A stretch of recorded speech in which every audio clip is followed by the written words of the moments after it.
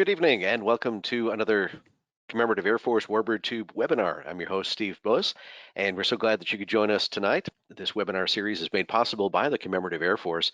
You can support CAF through membership or donations. For details on how you can support our mission to educate, inspire, and honor, please visit our website, commemorativeairforce.org. And joining us now from wintry Wisconsin, in the Milwaukee area, we have some representatives from the CAF Wisconsin Wing. We're going to talk about their PT-26 tonight, so please join me in welcoming Gary Otto, Mike Woods, and Paul Holdrich from the Wisconsin Wing. Good evening, gentlemen. Good evening. Good evening.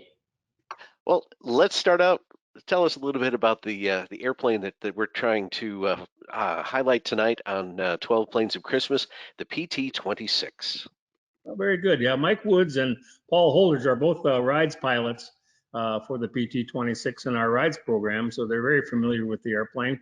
And Mike is also an instructor for doing our instructor pilot work in the plane. So we have some really good people here to share this information with you tonight. This is our patch that we have for our PT-26. We developed this to kind of highlight our state of Wisconsin and our location in the Milwaukee area, and the beautiful colors of our airplane. We're really proud to be part of the 12 Planes of Christmas program. We're very honored to be plane number 10. And at this point, I'd like to just show a very short video that we prepared that really tells the story of our plane and the PT, and then we can get into more details on it with this presentation. It's beginning to look a lot like Christmas. The 12 planes are back. Thanks for clicking on this link. Hello from Wisconsin. November of 1943, Fleet Aircraft of Ontario, Canada, completed Fairchild PT-26 Cornell number 10871. It was soon assigned to a flight training squadron in Calgary, Canada. On its way to the squadron, it stopped in Madison, Wisconsin for a brief rest. Today, the aircraft is known as November 9474 Hotel and is proudly maintained and flown by the Commemorative Air Force Wisconsin Wing. The PT-26 is a popular part of the Wing's Rides program and participates in many community events. Passengers and the public are amazed to experience the actual aircraft that taught many pilots who went on to fly bombers in the European theater of World War II. Since the aircraft is very approachable, even the youngest generation gains a new appreciation for flight and the many brave pilots that have gone before us. The airplane is painted in the United States Army Air Corps colors to honor the collaboration between the United States and Canadian services. The PT-26 is always a big attraction at fly-ins, honor flights, flyovers, and other events supported by the Wisconsin Wing. The aircraft is also an important element of the Wing's flight program, just as it was in its day, helping today's pilots transition into more powerful warbirds, which further enables the Wing to educate, honor, and inspire. The Wisconsin PT is showing its age. One of the key issues that we will be working on is the radios. This system is required for reliable communication when flying the aircraft as well as when we are giving rides. This bird is almost 80 years old. And if you think of anybody that you know that's 80 years old, they probably already have a set of replacement knees. Our bird needs new knees. The Wing has set a goal of $10,000 to help offset costs of radios, intercom, and landing gear. Your contribution will help keep this unique and gentle trainer accessible to the entire community and inspire a love for aviation, honor our veterans, and educate about a special part of military history. Thank you for your support in helping to educate those who experience this aircraft, honor those who built flew and maintained them, all combining to inspire future generations. The history of the airplane is really best told by our also historian, Paul Holdridge. And Paul has done a tremendous amount of research into our airplane and in the PT-26s. And so I'm going to turn it over to Paul here to talk a little bit about the airplane and just give me a little key here when you'd like to see the next slide here, Paul. Sure, Gary. Thanks for that. Yeah, as he said, I'm a rides pilot and enjoy flying the PT-26 immensely. I dug into the history of this airplane, and it's really rather interesting. If you want to go to the next page, Gary, it was and then one more. It was built in Fort Erie, Canada, in November of 1943. And what you see here on the right is the Fairchild factory. It's actually was made under license by Fleet Aircraft in November. This picture was taken about in November of 43. And actually, if you look at the top of the picture, you can see one long runway. And then next to that is a whole row of PT-26s lined up ready for delivery to service. And then on the left is the origins of Fleet Aircraft and some of the aircraft that they had been manufacturing for years. So it was built in Canada and then put into service up in northern Saskatchewan. Next page, please. Its serial number is 10871. It was built under the Lend-Lease Act. It's one of the later models that were produced and one of the largest groups of the late construction. And its original number, FZ318, was the number that was assigned by the Canadian RAF, and 10871 being the serial number. Next page. Our PT-26 did serve throughout 1944 up in Saskatchewan. We've got some pictures coming up from that. And then in 1946, it was then put up for auction and was auctioned out of Florida and flown to Maryland by a guy by the name of Leroy. And he took care of it, and then it changed hands a number of times, had been well taken care of. And we're very fortunate that a couple of people took care of it over that time. So here we have the original bill of sale from 1946. Next page. Yep, keep going. Do we have, yeah, so as I mentioned, it was delivered to a training wing in Saskatchewan, which you see here on the right. And this group of gentlemen graduated from Course 88 out of Saskatchewan base in December of 1943, which was just before our PT came into service. But on the right, you see the base where it would have served and a similar serial number overflying the base. Most of these guys would have gone on to fly Lancasters in the European theater of World War II. So it's quite likely that ours came into service just after this and would have trained similar courses and pilots during that time. So it's great to be able to see the excitement on their faces and how they would have dressed and flown during that time. Of course, it is Canada, so they are brave. They did fly the airplane throughout the winter. Here's a group of Cornells with skis on their landing gear and flying in formation over the area. Fleet Aircraft produced a company newsletter. And on the right, you see one from the period with a Cornell parked next to a Lancaster. The PT-26 is not a small airplane, and you get a really good feel here for just how big the Lancaster is. Next page. There was a lot of celebration. As I mentioned, ours is one of the later models. The 1000th Cornell was built just about 100 serial numbers after ours. And you see here in the top right, a commemorative Cornell being handed over to the Air Marshal in just after ours was built. And then a couple other pictures of that particular commemorative model and how they would have appeared at the time in RAF colors. Next page. Keep going. This is the commemorative one. Ours is the blue one in the top left. Right below it is the commemorative one, 10835. So about 100 units past ours. It was painted yellow as a commemorative. Most of them were either silver or gray coming off of the factory line.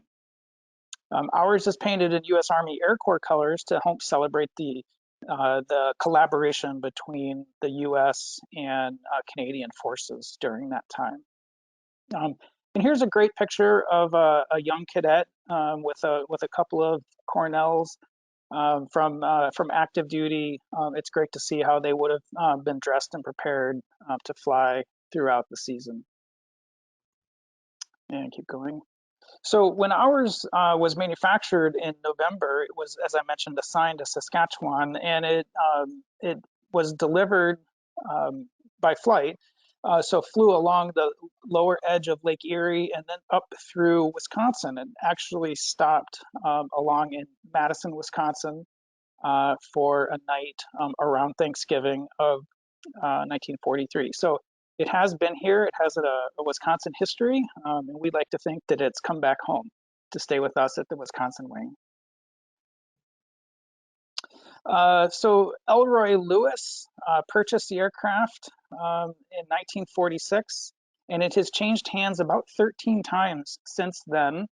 But although it has changed hands, it has had many good stewards along its way. In particular, a gentleman by the name of Dean Shaverin owned the plane for about 30 years in the 70s and did a tremendous amount of work to keep it flying. So although it has had many owners who have loved it as much as we do, they have all taken very good care of it. And we owe them a debt of gratitude to continue for us to keep it in good health. And that's why we're here as part of the 12 planes. So Gary, back to you. Yeah, well, thanks for that history, the airplane. It's very interesting and it's really great to have all of that information available to us. It took a lot of digging through records and a lot of cooperation from people who would keep those records to share all of that. It was a tremendous effort that Paul put in to gather all that. It seems like it's pretty straightforward information in the end, but that's 1943, 44, and that time frame.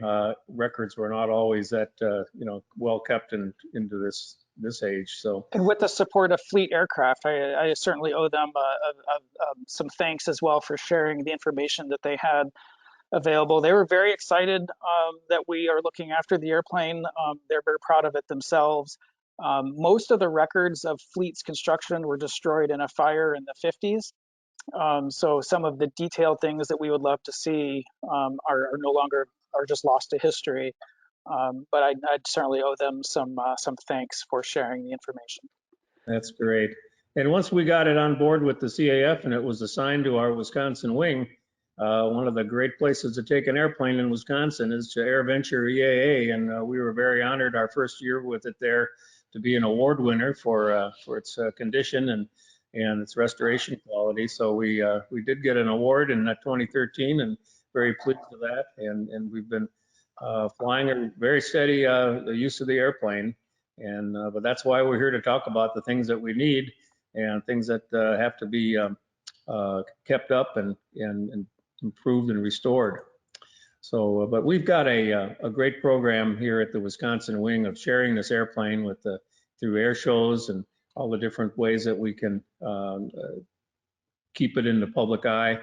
And I just want to share a few things with you about that. But I'm going to ask Mike Woods here to talk a little bit about the airplane itself. And we run a ground school every year for the pilots. It's a safety ground school, and we just took a few of the highlights from our ground school.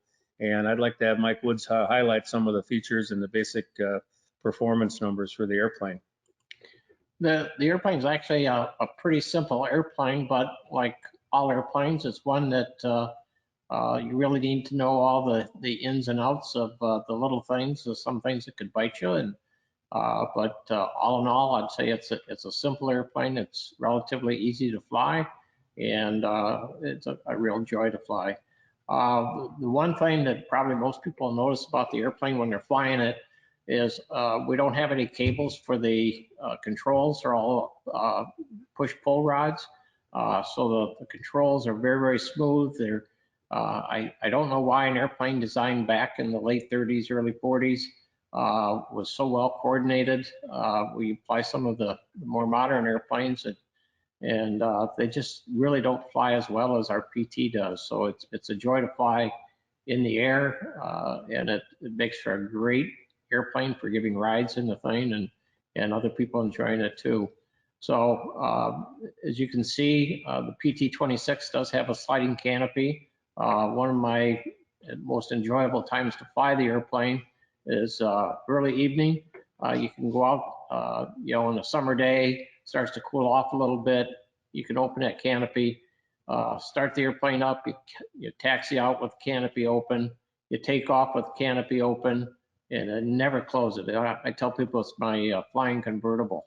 So it's just a beautiful view for the whole thing. So the airplane has a 200 horse Ranger engine. It's inverted cylinders. So just like a radial engine, before you start it, you have to turn the prop over. We turn ours over 6 times to make sure there's no locking of any of the cylinders with the oil on the thing. It has a very beautiful wood prop, fixed pitch. We just overhauled that a couple years ago, so everyone that sees it goes, wow, what a beautiful prop. And it is. So the one thing you have to be careful of is you don't fly it in the rain, because flying it through the rain will take the varnish and pin it off of the prop. So it's strictly a very, very VFR airplane. So some of the differences between the PT-26 and the PT-19, the 26 obviously has a canopy. The PT-19 originally had 175 horse, whereas ours is with a 200 horse. The PT-19s originally did not have the electrical system, so they just had an inertial starter where somebody had to stand on the side and insert a crank and get the inertial starter going and pull the crank out and then pull the start switch, which engage the inertial starter into the motor. Whereas the PT-26 had a full electrical system. We had heat in the airplane. Since it was flown in Canada, there was an oil dilution system that basically just took some gasoline and dumped it into the oil tank to thin it out to make it easier to start. I guess they didn't have engine heaters back then. So the airplane has a gross weight, 2,800 pounds, empty weight of 2,164 pounds. And one of the kind of the neat things on this airplane is if you look at the type certificate, it says if your center of gravity was in a certain range, which ours is, then as long as you keep it with under the gross weight of 2,800 pounds, you do not need to do a weight and balance. Well, being somewhat of a skeptic on the thing, I ran every kind of weird weight and balance that you could think of. Real heavy pilots, real light pilots, heavy passengers, no passengers, whatever. And sure enough, no matter how you load it, as long as you keep it under 2,800 pounds, you're in the center of gravity. So it's really nice. Some of the limitations on the airplane, we got to respect. It's a 78-year-old airplane. So even though it says the maximum dive speed 191, I don't know too many of us that would even approach that kind of speed. Stall speed says with flaps down, 60 down or up, 61 miles an hour. The flaps are a little different. These are split flaps. They really don't generate any lift. The only thing to do is create drag. So you have the flaps fully up, 1 notch or 2 notches of flaps. It lands very beautifully either without flaps or even better yet with 1 notch of flaps. With 2 notches of flaps, you can do a really nice short field landing because you come down at a very, very steep angle to keep your speed up, which is about 80 miles an hour. We don't do any acrobatics with the airplane, even though in the military they could, and it is made for it. But again, it's a 78-year-old airplane. So, the most things we do are just be steep turns with it. Excuse me. They're saying the gross landing weight of the airplane with new brakes. They're talking about the brakes are kind of different. They're expander tubes. They're not your regular disc brakes. So you'll notice if anyone rides the brakes that they will soon warm up somewhat. And then when you really need them, the brakes don't work too well. So you learn to use the brakes very gingerly on the airplane and only use them when you need to. You can see some performance data there of hard surface, soft surface, etc. That's when everything was new and probably developing the rated horsepower and all that stuff. Gary and I were talking before the webinar, and we don't really think you're going to get those kind of numbers that they say there. Don't count on them, yeah. Yeah, add a generous margin to them. So one thing that's a little bit different about the 26 versus the 19, this goes back to the British and Canadian logic, the way they do things. If you look at the control fixtures there, you notice it says lean all the way forward and rich all the way back. So normally in most airplanes we're flying that were manufactured here, your mixture to make it full rich is all the way forward. So that's one thing you have to really be careful of, is the mixture actually works opposite of what most people are used to. As I said before, the flaps are split flaps, and you can see how they just come down like that. Just the 3 positions on the thing. Flap speed's 95, which is no big deal because the airplane only cruises at 107 to begin with. So a little bit of reduction of power and a little bit of back pressure to be down to 95. The airplane slips beautifully. It can lose altitude very rapidly with that, but if you're going to use flaps, then you can't use there's no slips on a thing. And also you don't take off with the flaps because again, they don't generate lift, only drag. So you can see the weight and balance there. As long as you keep, as I said before, pilot, passenger, and fuel weight under 2,800 pounds, then you're good to go. You can see here in the sample that we loaded it up with full fuel, which is 45 gallons. So most of the time when we're going to do rides or whatever, we just put 35 gallons of fuel in the airplane, and that allows us to usually, most of the time, fly a passenger up to 250 pounds. That's kind of our cutoff.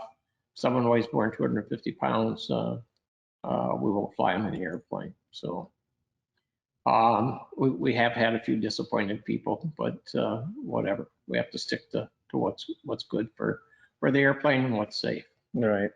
Well, thanks for that rundown on the features there.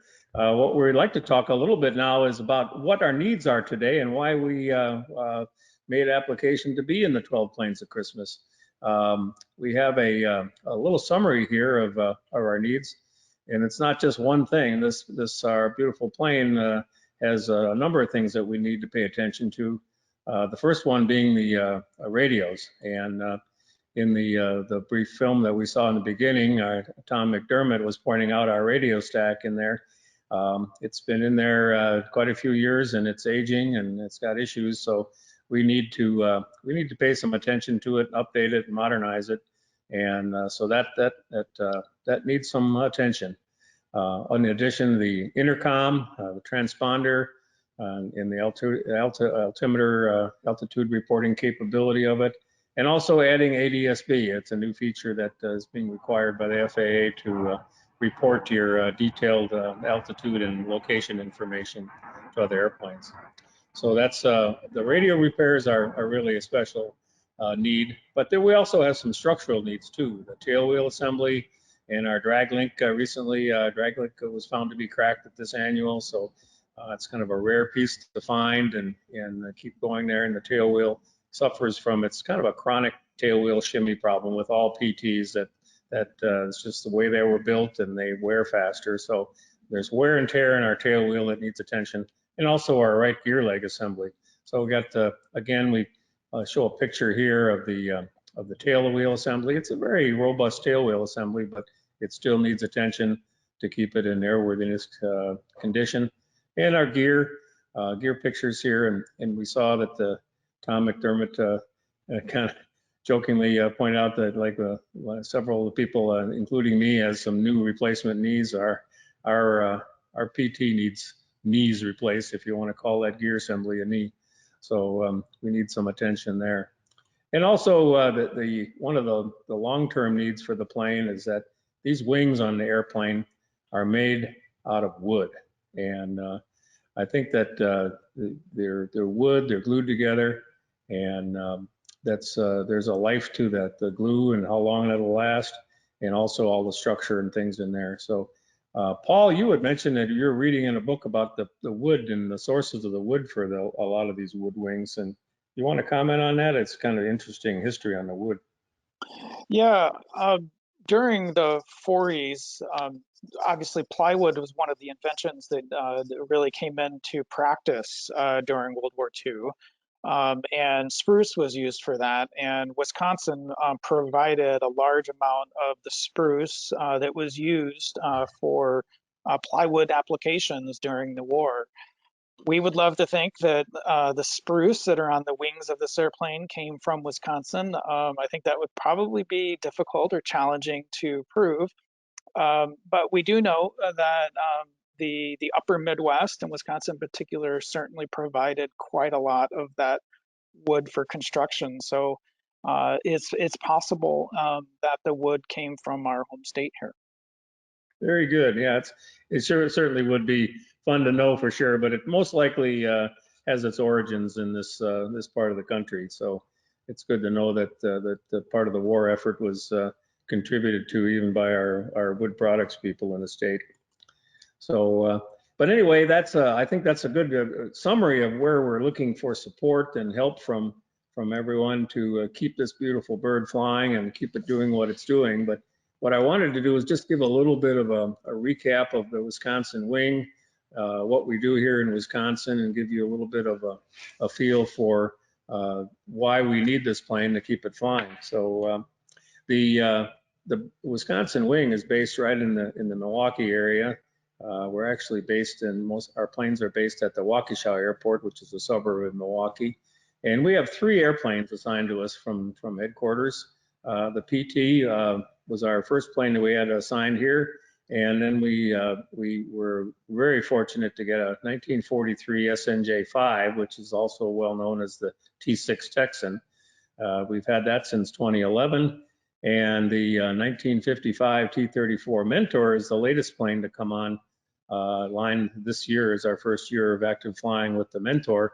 And so we have 3 airplanes flying here. We're very, very pleased to have all 3 of these planes available to carry out our mission. But again, we're based right here at Waukesha. We have a really nice website that you can go to and see all the details, a lot of pictures and so on. It's just simply cafwi.org. And this was a graphic that came out a while back, but this tells the story of why we fly. At the CAF, and all of the words that they're educating and doing preserve our veterans and remember and living stories and all the different things in here tells so much about what we do. But the mission of the Commemorative Air Force is to educate, inspire, and honor, and that's what we're doing here with these airplanes. One of the ways that we carry out our mission here in Wisconsin is to utilize the airplanes for the rides program, or giving people a chance for a living history flight experience to see and feel and hear what it was like to be in these airplanes back in the 40s. And this, we get so much of rewarding feedback and information from people that we've taken up for rides, and I'm sure Paul and Mike could tell you some really great stories of how meaningful these rides that we provide are to people, young and old. With the older generation that possibly flew these in the training days and so on, all the way through young people to be able to hop in here as a 18-year-old kid and say, boy, when 18-year-old kids hopped in these things, it's the first plane they flew to train how to fly. So we also utilize our SNJ T6 for rides. And again, that's you can see the rider in the back seat of that plane was having a great time. But it's a very educational type thing, a great experience to sense that bygone era of flying. and especially with the cockpit open too, that really makes it even a little more special. So we have a great emphasis on the youth, to try and get youth involved, to educate the youth, to give them a chance to experience what flight was like in the days, back then in the 40s, and what it was, what the challenge was for that generation to be having to go off to war at such a young age, and such a demand put on them. So young people are a high priority for us in any way we can, and here's a young man in the this beautiful PT that we want to keep flying. We also have our PX operation that goes to a lot of the air events, and we use this to interface with the public and raise a little bit of money too to keep our airplanes flying. But it's a great way to keep our exposure of the wing up front and at a lot of events, and get the involvement of our members and meet new people and even recruit new members to come on board with us. So it's a great opportunity for that. And we bring our airplanes to the PX events to support them and have them on static display or participate in flybys and other things going on at the air events. Just a few pictures from some of the events we've been to. This picture shows a World War II veteran that flew the AT-6 in World War II, and he wanted to get back up and let the sea on there. So we helped him up on the wing there, and he got up, and it was brought back some very strong images and memories for him, and he was very appreciative that we brought the plane there so that he could do that. And there's a lot of fun that goes on with the wing activities too. There's all sorts of things that we do to bring people together and share our common, just our desire to be around these old World War II airplanes and keep them flying. So we have a good time. We also have, in the past, we've had several gathering of Warbirds events here and right here at our home airport, and it gives us an opportunity to bring all the planes in the area together and invite other participants and do a little flying and sometimes a little air show activity. We'd like to get back to that as everybody's returning back to air show activity, and hoping that we can organize another gathering of Warbirds here at the Wisconsin Wing. Yeah, Gary, can I just add one thing? I like to tell people we have the Waukesha Air Force, because we have, what was it, 22 airplanes here. 22 Warbirds. Either, most of them are on the field here at Waukesha. A couple of them are within like a 15-mile radius of here. Anything from well, we actually have a couple Piper Cubs, or at least one that I believe is painted up in military colors, up through an F-86. And we got the F-86, a T-33, and a T-37. So we got 3 jets, and the rest of them are all piston airplanes. So we probably have more Warbirds than some small countries have in their Air Force. Yeah, we have quite a few here. We're really pleased to have so many members with member-owned airplanes, to add to our 3. So we don't really need to have anybody fly in to have a really good air show event here, because they're all based right here. They just have to reposition over to the ramp. So, but here's a good example of our PT on the ramp and at an event, and you can see how it's just a magnet of drawing people to it, that people want to come and see it and sit in it and get rides in it. It's a great piece of history to share with people. And just a few shots from the back seat here. If you were taking a ride in this plane, some of the views that you would have from that back seat and going for a ride in this plane. Just a beautiful plane. One of the things that we do and have done for a number of years now is the honor flights that fly out of Milwaukee and go to Washington, D.C. loaded with veterans. They load up here at the Milwaukee Mitchell Field. And what we've done now for over 12 years now, I think, is whenever we can, weather allowing and so on, we take our airplanes over and we park them next to the airline at the gate there. And so when the veterans get on board the airplane, heading off to Washington. They sit down and get their window seat there with their escort, and they look out the window and they'll see World War II airplanes parked out there. And we have been told over and over and how this really just starts out the day for them in terms of getting them to talk and to think about their memories of that time. And not only do we just park next to them there, but when the planes are ready to go, we taxi out ahead, and we take off on the runway as they're prepared to take off. We take off, do a teardrop turn, and come back and do a pass on each side of the airplane that they can actually see out the window and see us go by. It's a great experience that we've been doing this for so many years, and we've had so many reports from veterans that it meant so much to them to do it. One of the interesting stories, though, one time we had to go the night before because sunrise was going to be right at takeoff time. We didn't have time to fly over from Waukesha, so we had the planes parked on the ramp at Mitchell Field, and we went out there to get them out and get them ready to go, and they were covered with frost, almost like snow cover. The frost was so thick on it. We tried to wipe it off. We tried to do everything we could, and the sun was coming up, and it was time to go. And we were on the radio saying, gee, we're not going to be able to do it. We're just covered with frost. And a Delta captain just leaving the gate there, he says, oh, I've seen this problem before. He says, have those guys taxi over here on, taxiway Bravo over here and line up behind me here, and we'll get them warmed up. And so sure enough, we taxied over. You can see us there. Somebody snapped this picture out the window of the terminal. And it was like a warm, island breeze from the tropics, blowing on us in the back of those two engines. And we defrosted those airplanes in just a matter of a few minutes, and we're able to do our mission. So after we sat back there for a little bit, and the captain delayed his flight for a few minutes for us, we taxied by, and you can't see it there, but the window, the pilot's window, the co-pilot window is open, and he's got his arm out there waving at us.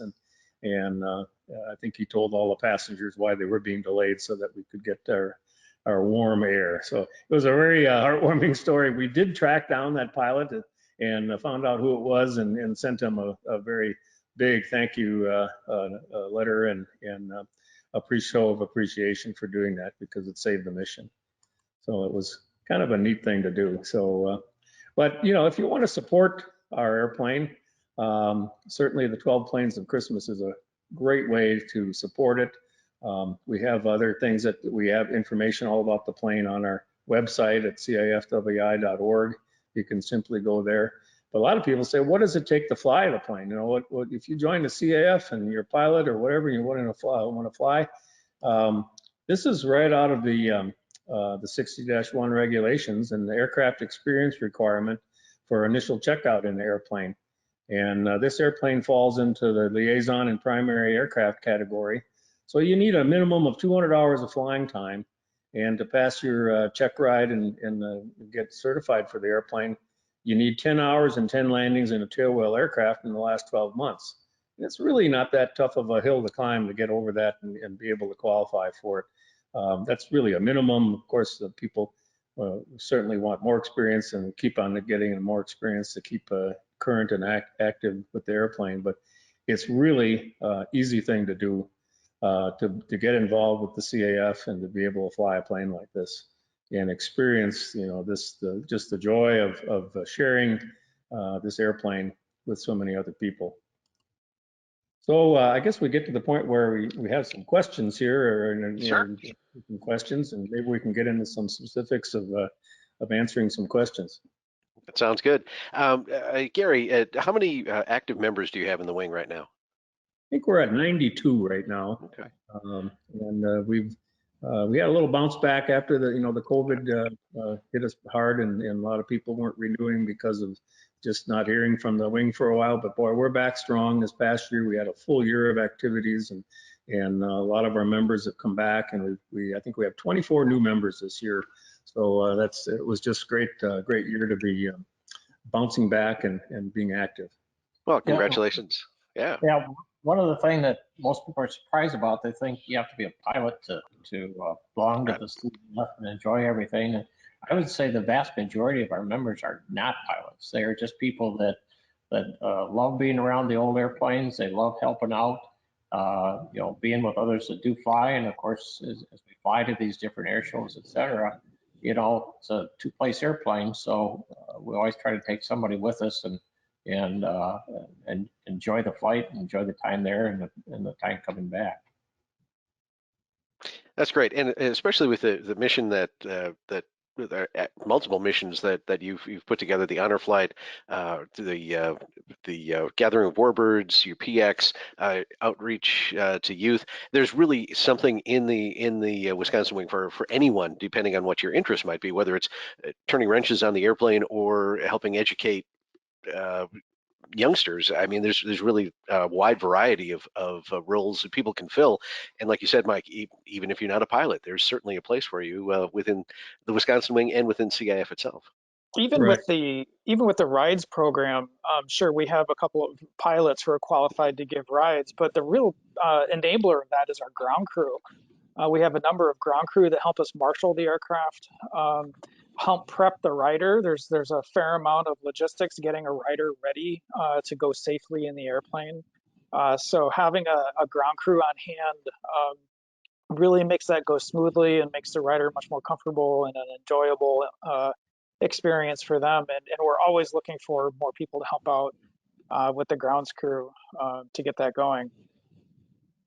And it's really so much fun to give a ride in that airplane, because when people get out of that, I mean, you think their face is going to break, they're smiling so hard. And just everybody is just thrilled, absolutely thrilled about doing this. And the really nice thing about the PT, as far as a ride goes, it's as far as a ride in a Warbird, it's very affordable.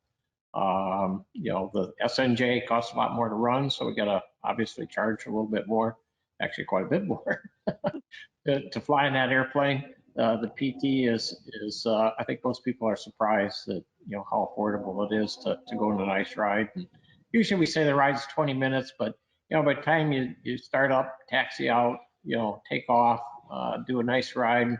I'm really blessed being where we live, because we have a lot of lakes west of us here. It's beautiful to fly around those. We have a real nice, we call it Holy Hill. Cathedral's built up on a hill in Wisconsin, and it's forested around it. It's beautiful to fly around that.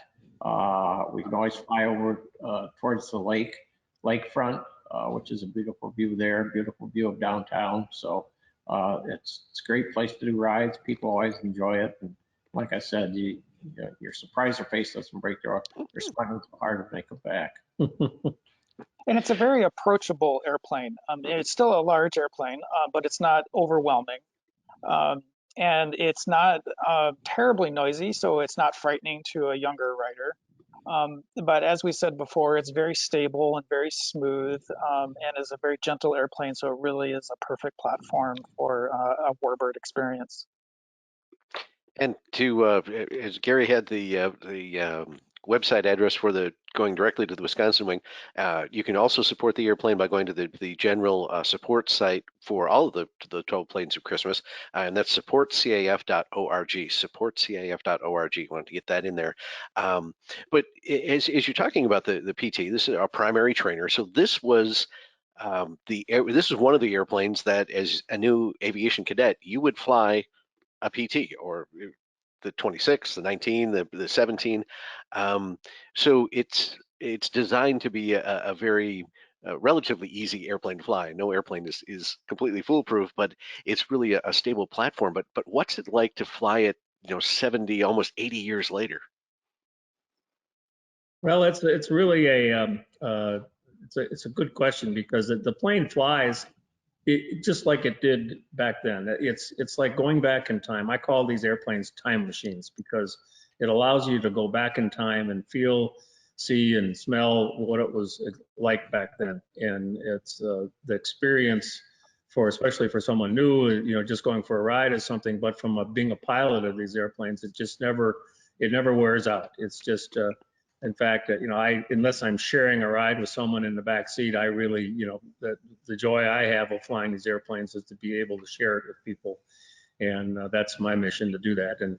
But it is a time machine for me, and I try to do my best to make it a time machine for anybody that goes for a ride in it. So they fly just as nice as they did back then, but it does make sure, you know, it makes us assure that we keep everything up in good shape and maintain it all. It does fly. It does fly very well. It is a very pleasurable plane to fly. I mean, what's it like to fly it? You know, now it's a very straightforward to fly. But what's amazing and what I can never really wrap my head around is sitting in the same seat that someone sat in 1944, probably 18 years old, probably 3-4 hours of flight experience, and learned to fly, and then went off and did things that you know that enabled us to have what we have today. So that's always something that is reminded of me every time I sit in the airplane, every time I fly it, and I think that's what really makes it special. Yeah, as a primary trainer, as you're looking at the picture of the plane, you notice how nice and wide that gear is, so it tracks very nicely on the ground. You have nice oleo struts on there, so when you land, usually we always do wheel landings. I believe when they used it in the military, they did 3-point landings, landing on all 3 wheels at the same time.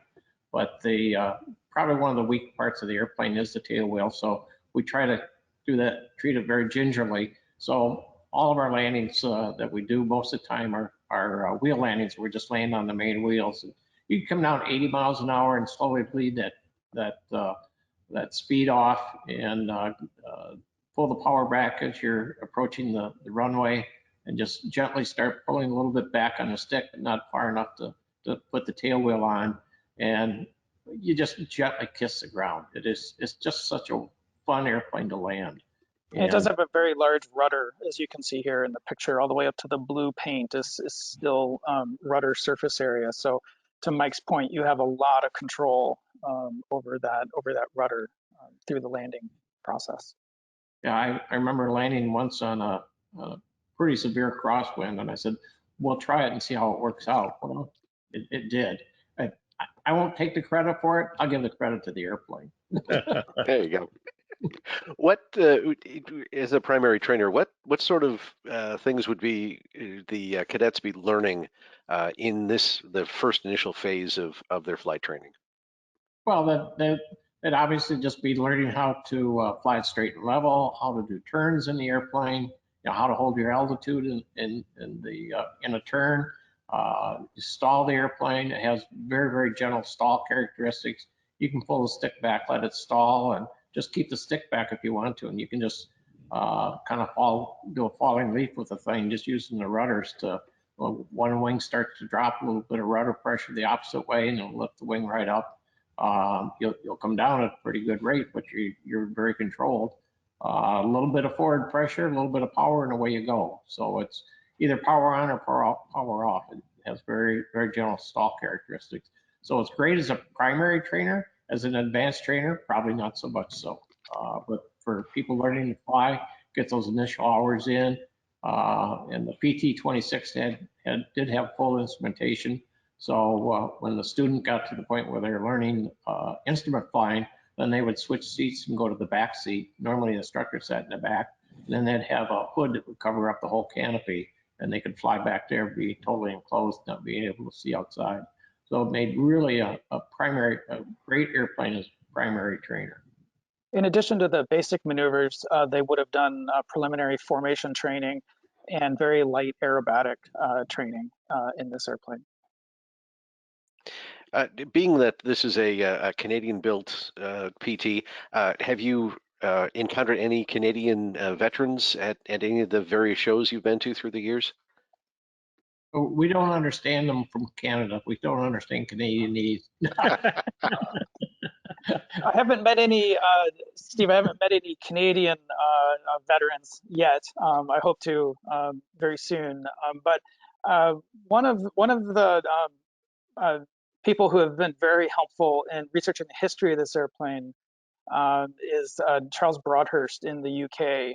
And he is very deep in knowledge in the PT-26 Cornell. And so maybe not from the Canadian RAF, but certainly very interested in RAF history. And we have a debt of gratitude for his help as well.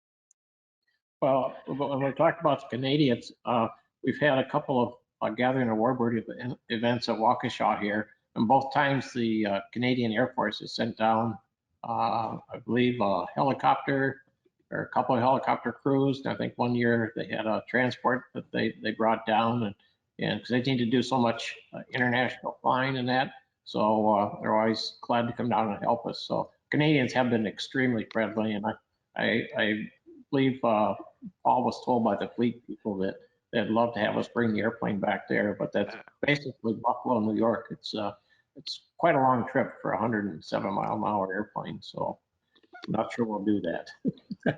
We might. You never know. Might be a few fuel stops between Milwaukee and there. Right. Speaking of the fleet aircraft, and probably don't want to put you on the spot necessarily, but do you know how many PT's fleet built during the war? Around 1,200, I believe. Okay. Steve. And do you know the total number of PT-26s built? As far as I'm sorry, the total number of PT-26s, I believe, was around 1,200. Yeah. Okay. Yeah. So the PT-19s thrown in, I think that type of category, 19 and 26, I think was closer to 10,000. I saw that number there. So. Yeah. Yeah. There was I was just going to say there's another variety of the airplanes because the Fairchild people, they're another division built the Ranger engines, but they could build airplanes faster than they could build engines. So they put I believe, a 220 horse radial engine on it, and they call that the PT-23. Right. So the 19, the 23, and the 26 are very, very similar aircraft, just with some and the engine, as you mentioned, and just some minor modifications, but they're still a very, very robust trainer. Yes. With the canopy and cold weather, you had mentioned that the Canadians did flight training all year round. We don't necessarily have to flight train all year round. I mean, do you fly this airplane in the winter months, or do you kind of keep her tucked in the hangar and keep the airplane warm? Well, the airplane, the heater has been taken off the airplane, so the only heat we have is coming through the canopy. But I've flown it about on a sunny day with the canopy closed. 45 degrees is still comfortable, at least for a 45-minute hour flight. The canopy leaks a little bit. It's probably not quite as tight as it was when it was new. But it's amazing how much heat you can generate. Plus, you get some heat going through the firewall from the engine. So maybe the person in the back seat will be a little colder, but hey, I fly in the front, so I don't care. Also, in the winter, it takes an awful long time for the 4 to 5 gallons of oil up there to warm up to the temperatures that we want to see. So it takes quite a lot longer to get a flight going. But Mike's right. You get a little bit of heat off the engine with the canopy closed in the sunshine. It's pretty bearable and quite enjoyable, frankly, up there. Yeah, in reality, is that we call it our maintenance season. It's time to take it down, do the annual, and that's the state that's what you see behind us in the airplane. This park behind us, it's down for annual inspection, and during the annual, we just we found more things that need attention. The drag link on the tail wheel assembly needing to be replaced now, and so on. So that's the time of year that we get these things fixed, so we're ready to go when it does warm up. It's really too cold to do rides or anything, and that once it gets this cold, so it's kind of our off season for this type of plane. But our T-34 aircraft that we got online this year, that's got a fully equipped heater in it, so we plan on keeping that plane riding all through the winter months. So carrying out that mission for the CAF is still possible in the winter months up here. There you go. And again, raising some money for this particular airplane, supportcaf.org. You'd mentioned the radio stack and upgrading the avionics. Now that's something that's probably a little more important given your location. In the Milwaukee metropolitan area, it's a very there are a lot of airports, and of course Mitchell Field, the international airport. So is that probably the priority that you're looking at with the fundraising this year? Well, it was a new priority brought to our attention that right at the end of our flying season. I think the last time we went out with Mike flying, and I was with the T6 right behind him, we got out to the takeoff end of the runway there, and the radio was working fine. But then all of a sudden, the tower couldn't hear the transmissions. I think the radio has some type of an issue when it warms up, it gets worse. So that brought it to our really front and center attention, because we got a call from the tower saying, "Hey, don't fly that plane until you get the radio fixed." So that's a high priority for us. Yes, to have that. We need that just to get in and out of our controlled airport here.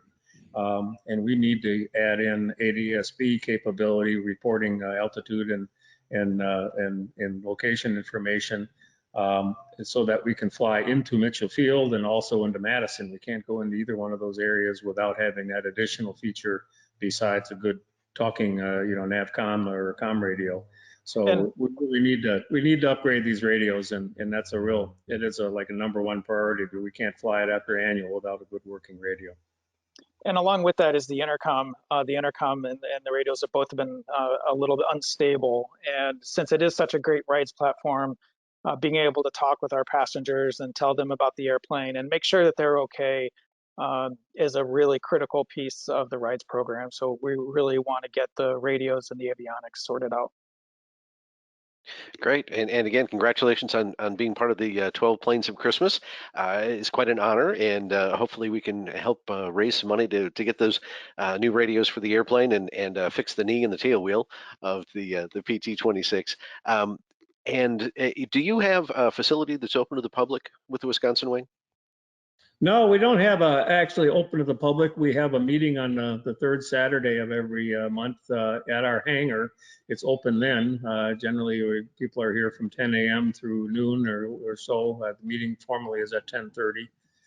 So we have that ability there. We have a little display of our information in the terminal at the airport here. But otherwise, it's by appointment. We can be here almost anytime. We have a lot of members who'd love to show somebody around and give them a tour, not only of our hangar, but of those many other hangars on this airport housing beautiful, restored World War II airplanes. So it's a great pleasure we have in sharing that with people. So by all means, go to the website, contact someone or whatever if you'd like to come and talk to us. So welcome new members all the time, and like I said, we've had a lot of new members this year that are really excited about getting involved. And almost all of our new members this year are not pilots. These are people that just love aviation and the mission.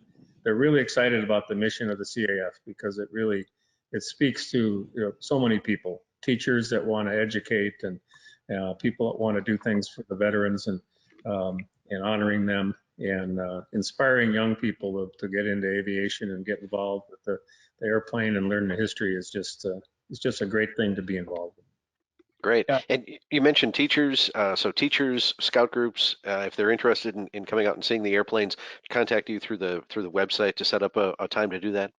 That's the right way to do it. Yeah, Sure. Our education officer is a teacher, and she is really involved at, so we get some young people coming out, we'll get her involved too, and we have great activities for the kids if they come here, and so that they can learn some things besides just see some things. They can actually hands-on, and that's one great thing about the CAF. We have a lot of great resources for working with young people. Excellent. Just before we wrap up tonight, any final thoughts about the Wisconsin Wing, the PT-26, or CAF in general from any of you? Well, I think what I'd like to say is that we can't do any of this without support from a wide range of support sources, and it comes down to so many individuals that just say, I want to help keeping this going. It's great to have corporate support and larger entities, but it really the bulk of the support that keeps us going are all individuals that feel the same passion and excitement and share that with us. And so I just urge everybody to give it a shot. If you're not involved with it already and excited about it, to give it a try and get involved, because that's where we have people that once they do, they're around for a while and enjoying the sharing of all that. Excellent. And you bring up a good point, Gary. And we're trying to raise money for the airplane here today, but also there's also the time and talent that people can share to help support the aircraft, even if they're not able to support financially. There's a number of different ways that you can support the activities of the Wisconsin Wing, and in fact any of the CAF wings. You just have to, as you say, just step up, raise your hand, and say, "I'm here to help." Right. I just wanted to do just a real quick note here that also part of the 12 Planes of Christmas program is supporting the Restoration Fund. The CAF Restoration Fund was instrumental in getting our T-34 flying. We had 2 grants from the Restoration Fund that helped us get over the hurdles of some extreme costs that we didn't anticipate in our restoration. And without their help, we couldn't have finished that restoration. So I'm a strong supporter of the Restoration Fund too. So keep that in mind too. Sounds good. Again, to support this airplane or any of the 12 planes or the Restoration Grant Fund, you can go to supportcaf.org. That's supportcaf.org. And Gary, one more time, what's the website address for specifically for the Wisconsin Wing? Yes, it's cafwi.org. And we welcome anybody to get involved with our wing, and we welcome their involvement in any way they want to get involved. Sounds good. Well, that's going to wrap up our program for tonight. Thanks again for joining us for another Warbird Tube webinar. And if you have any suggestions for any future topics, people you'd like us to talk to, or airplanes you'd like us to feature, just drop Leah Block a note at media@cafhq.org. Until the next time, we welcome you back to the Warbird Tube webinar. Until then, we want to thank our guests, Mike Woods, Gary Otto, and Paul Holdridge from the CAF Wisconsin Wing. Gentlemen, thank you again for taking time out to tell us about the wonderful PT-26 and all the activities of the Wisconsin Wing. Have a great evening. For the Commemorative Air Force, I'm Steve Buss. Good night.